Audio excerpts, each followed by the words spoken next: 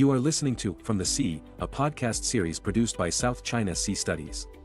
This program provides valuable insights from experts around the world on geopolitical and security developments, with regards to the South China Sea as an area in a connected maritime landscape. On November 27, 2022, Canada's Minister of Foreign Affairs announced Canada's long-awaited Indo-Pacific strategy, making Canada one of the latest to join the group of countries already laying out their plans for the region. In this episode, Dr. Stephen Nagy, Senior Associated Professor at the Department of Politics and International Studies, from the International Christian University of Tokyo, had a chat with our host about the document with an eye on its distinctions and limits. Thanks for joining us. And today we're going to dive into one of the topics that has been in popular demand for quite a while, which is the Canadian regional strategies, or the Indo-Pacific strategies.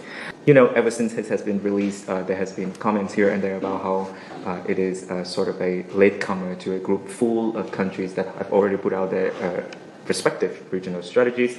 The ASEAN has one, US, UK, France, you name it, Italy had one, right? And Japan and India, they all have their own visions, Australia, EU as well. So my first question is, from your point of view, what is the most distinctive features of the Canadian strategies to make it stand out, in comparison with the others?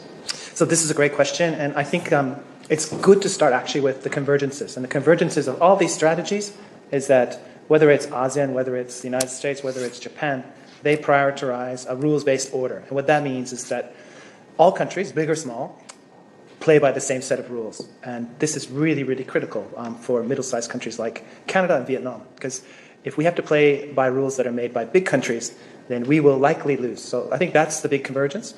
But in terms of the distinctive features, I'll probably say there's three. One is this idea of creative diplomacy, or new formulas for diplomacy to add value and link domestic priorities to regional priorities. Two is highlighting the importance of diversity and inclusion in the region and connecting this to the policy. And three, and I think that this is important, is to highlight how Canada again is thinking about the region's long-term stability and the importance of the environment.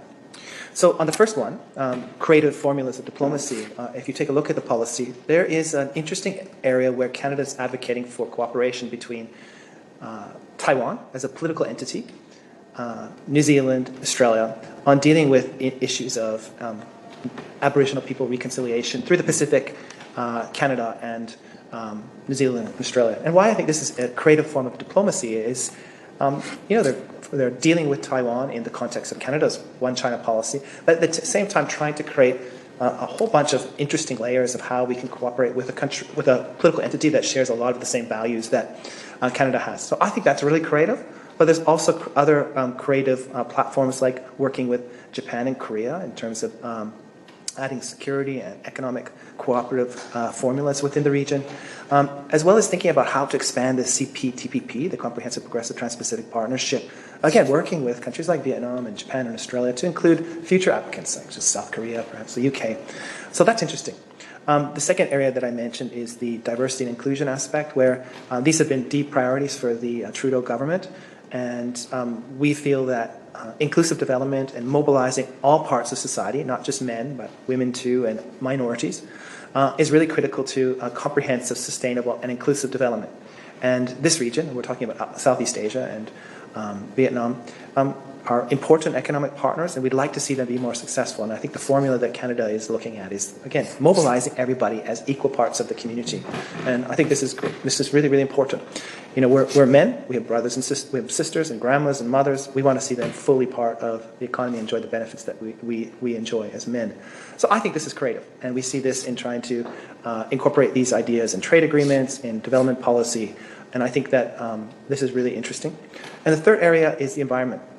How can we ensure that this region develops in a way that is sustainable environmentally and help the transition towards a greener, cleaner, and meaner economy, so that this region is, again, sustainable, green, and it deals with the real environmental challenges that this region faces. So I think those are the distinctive features. They really add interesting value to the region, and they have broad buy-in, especially on the environmental side and the creative diplomacy side. I think that's a great way to sum it up in terms of the three key points. And I was thinking along the line of a different school within the international security study, right? So maybe the 3 points that you mentioned, on innovative diplomacies and sustainability and inclusivity, I feel like they all share one thing in common, which is a more of a human security kind of approach rather than the traditionalist security kind of approach. I would say that's true. I think it's partly based on realism in the sense that Canada has a limited capacity to provide hard security goods to the region. But where it has more capacities is in those three areas, right? Inclusive development, the idea of environmental policy, and creative diplomacy. So in that sense, they are human-centered, but it's also a realistic assessment of what we can bring to the region that is sustainable, meaningful, and will really add value to the region. You just mentioned that Canada might have some sort of limitations in hardcore military assets, right? But then I noticed that in the recently released strategies, one of the way to Canada to increase its presence in the regions is via a more visible military presence or deployment. So how do you think Canada will reconcile that, which is the limits in terms of assets and the ambition to drive presence forward? So I think that is the key word. How does it reconcile? The fact that it has limited hard security resources, but it has interest. So my personal view is that it'll probably have to focus on different areas. So right now Canada is involved in what's called Operation Neon in the waters in and around North Korea to ensure that they don't evade sanctions after their nuclear test back in December 2017. And I think that is one particular area that can add value. They may be able to add value in other areas, such as helping enhance maritime domain awareness in the South China Sea to countries like Vietnam. So those are very limited and targeted areas that they can provide some extra assistance. But I think we always need to distinguish between capacities, the sheer amount of things we can bring to the region, versus capabilities.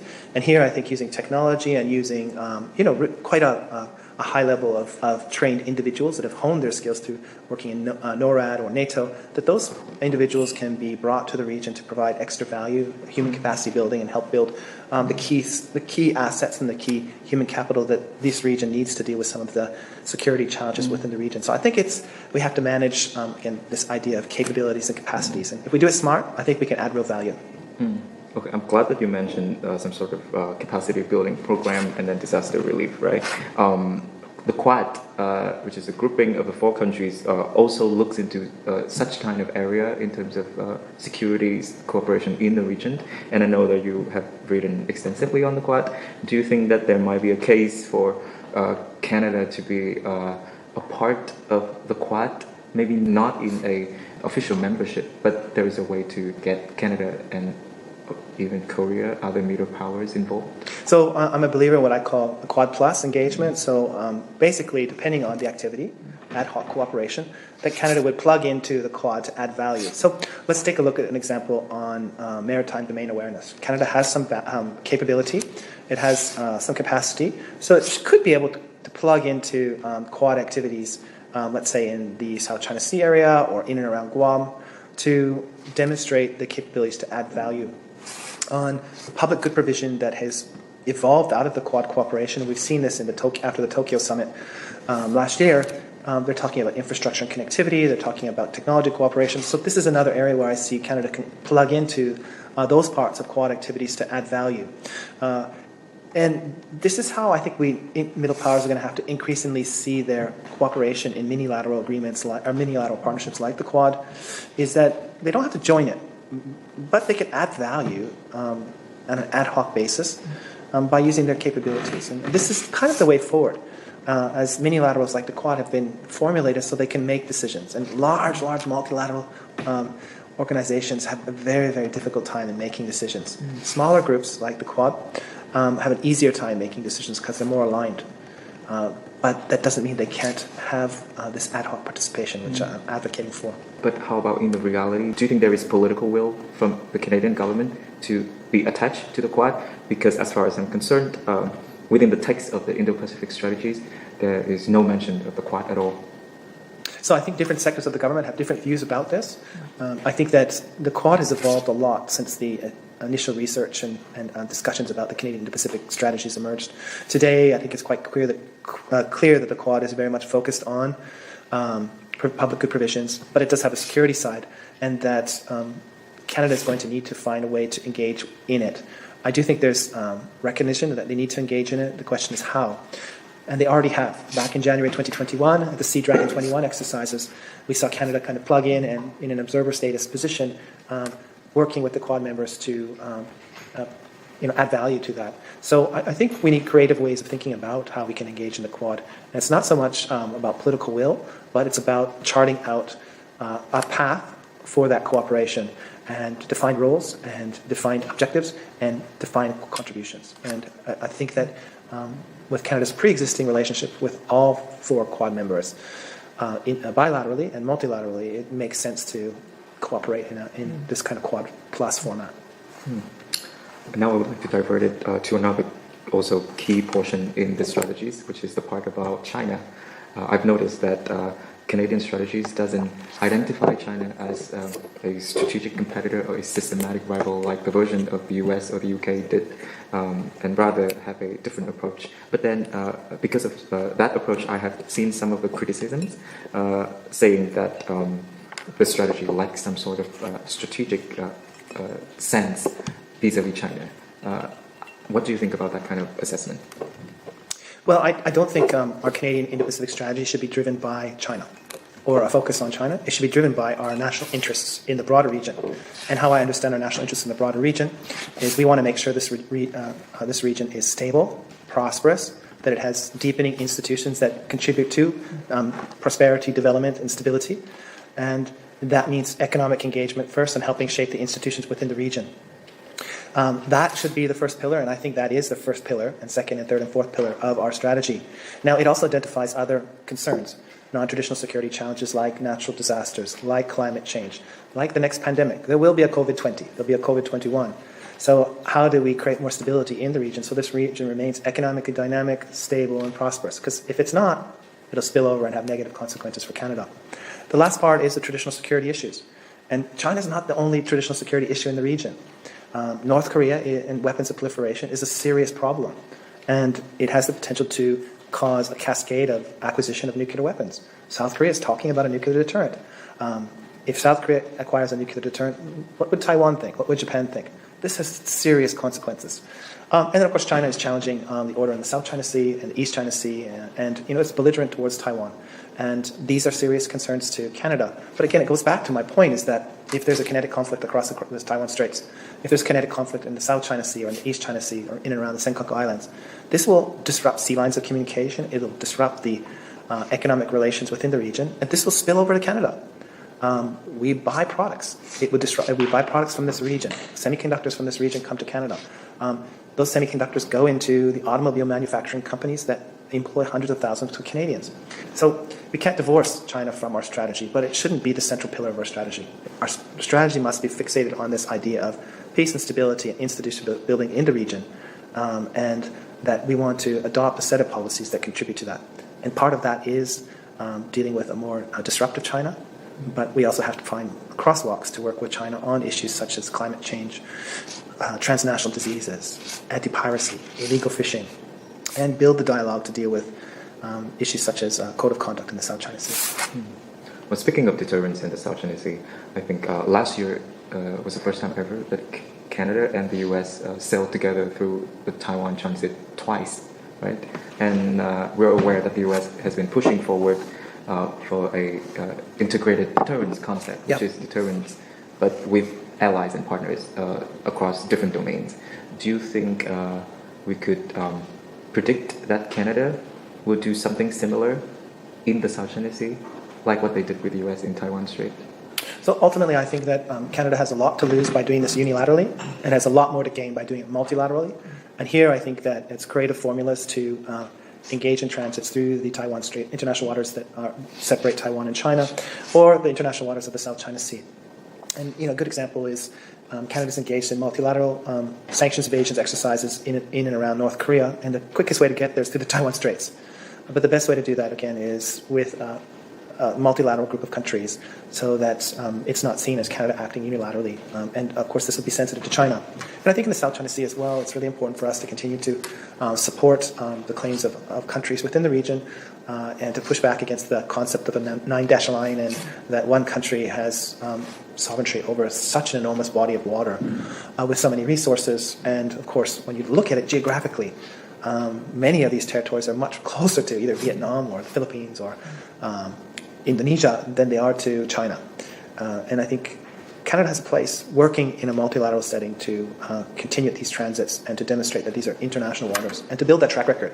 Because international law is about a track record. And when it ceases having a track record, then it becomes more difficult to advocate that this is really international water.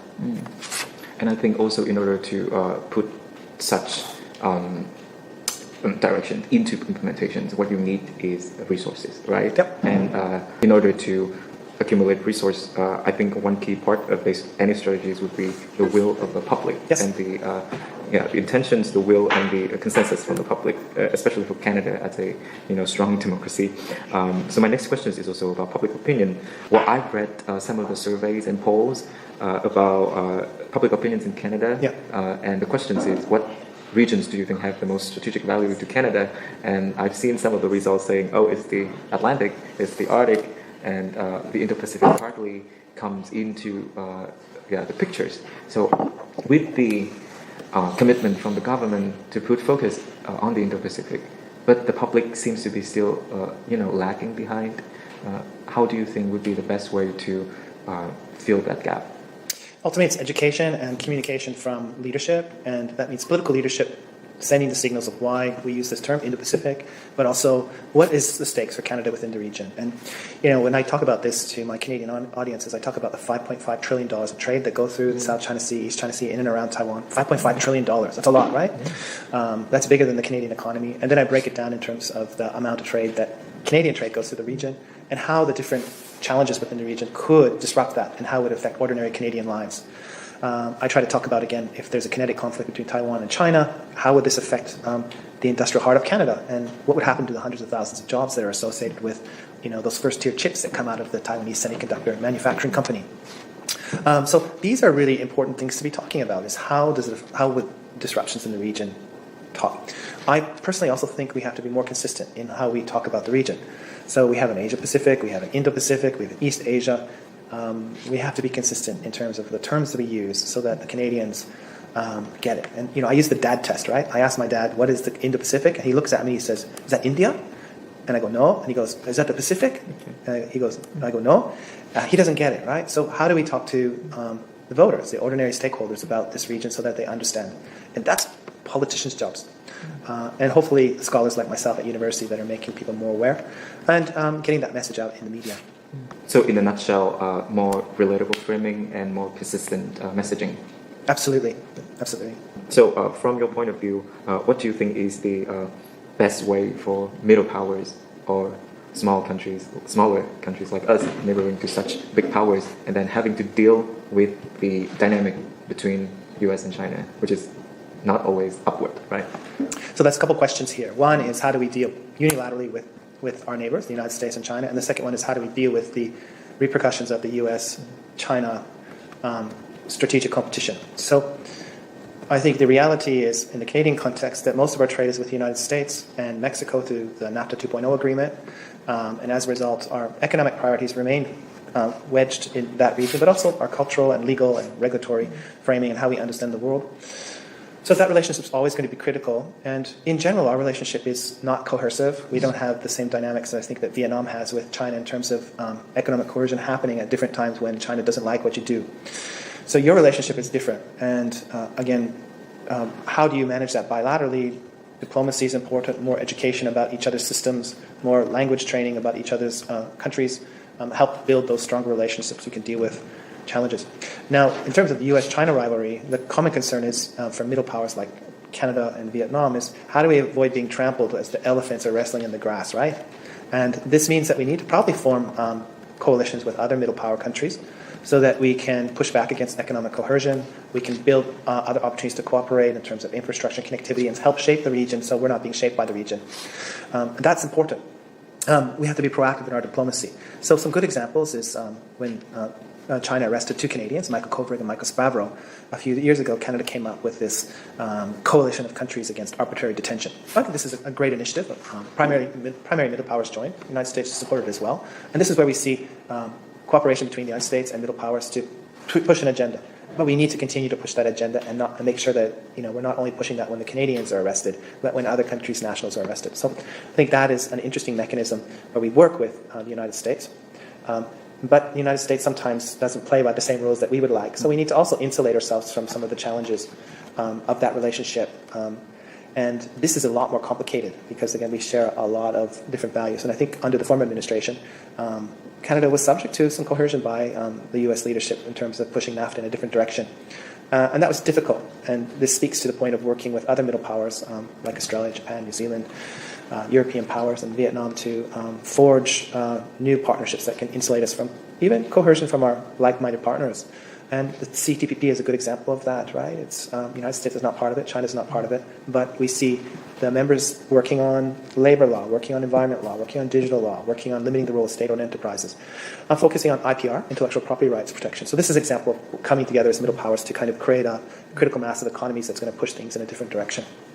So more of that kind of diplomacy is going to be important, and Vietnam, with its geographic position in Southeast Asia, the size of its country and its interests suggest that it may be an interesting partner for Canada to work with in terms of expanding the CPTPP, maybe thinking about creative ways for the IPEF, the Indo-Pacific Economic Framework, to move forward, or thinking about creative ways to, for example, work with Japan and Canada and Vietnam and maybe South Korea on infrastructure and connectivity building with these middle powers in the region. So it'll take some creative policy making, but again, it's linking our interests and trying to focus those interests into concrete, implementable policies. I completely agree, and I think that looking into coalitions of middle powers, maybe sometime we will find opportunities that are usually bypassed because we are too focused or too invested in big powers relations, right? Yeah, and it's not about, and I think for Vietnam especially, as you have your 4 no's, right? Friends to all, enemies of none. That a positive approach to middle power cooperation is focusing on specific initiatives, for example, as bolstering infrastructure and connectivity in Southeast Asia as a way to strengthen strategic autonomy and intra-ASEAN integration is a really positive force, and you don't have to be against anybody, right? And that is consistent with Vietnam, and they're going to have to continue to thread that needle and work with like-minded countries on those kinds of issues. Yeah, and I think I would like to end the podcast, this episode of the From the Sea podcast here with that note, yes, diversifications, right, working with other partners and focusing on middle powers as well. Well, before we end the podcast, I heard that, you're from Calgary, right? Yeah. Born and raised in Calgary. Born and raised in Calgary, known for the Calgary Stampede, carnivores. Okay. They're not very pro-Ottawa, and somehow I grew up there being, multilingual. I'm an omnivore, and I'm not exactly anti-Ottawa. So, a flower can bloom out of a desert. And actually, the lesson of that, is that there's lots of aspects of Canada. Calgary is one of them, and you can come out of a city like Calgary and do a lot of interesting things in this region. Well, but everything has both sides. So growing up in that place, I heard from through the grapevines that it led you to somewhat a career in skiing. Yes, I used to be on the Canadian Disabled Ski Team, and that was my first trip to Asia, actually, and it opened my eyes to the region and all the changes and the growth.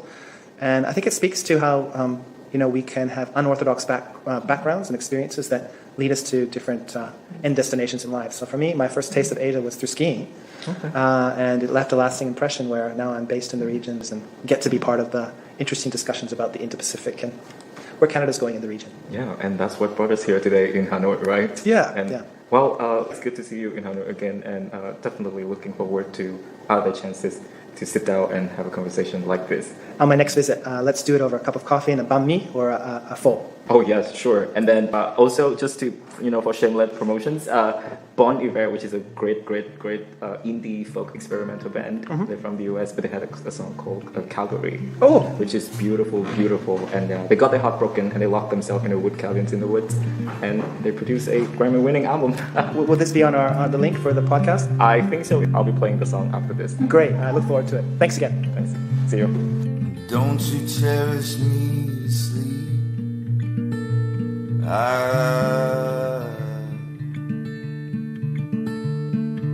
Never keep your eyelids clear. Hold me for the pipes and plays.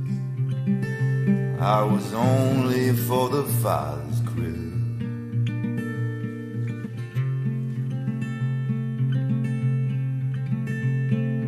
Head, oh long, long. Your neck onto your shoulder blade. I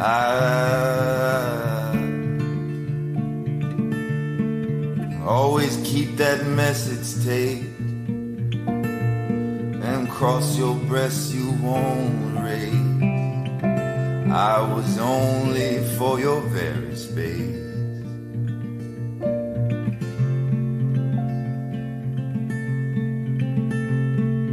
Here,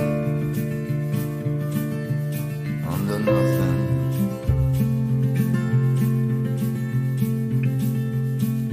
propped up by your other one, face away from the sun. Just have to keep a dialogue, teach our bodies home the call. I was only trying to spell it out.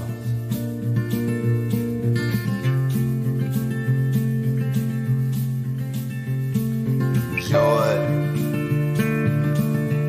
it's all founded. Pinch you with the skin inside.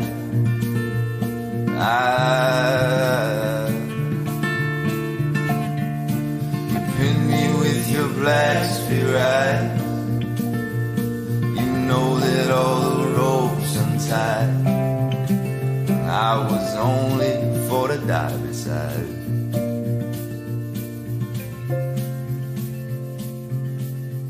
So it's storming on the lake.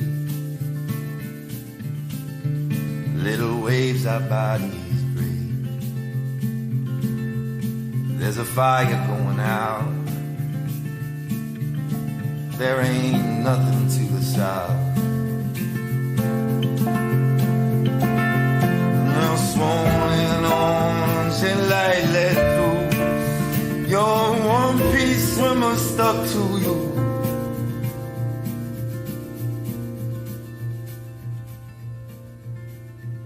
So I am ever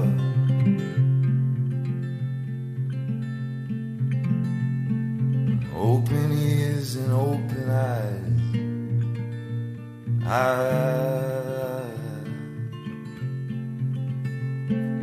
Wake up to your starboard bride, who goes in then stays inside. Oh, the demons come, they can't subside.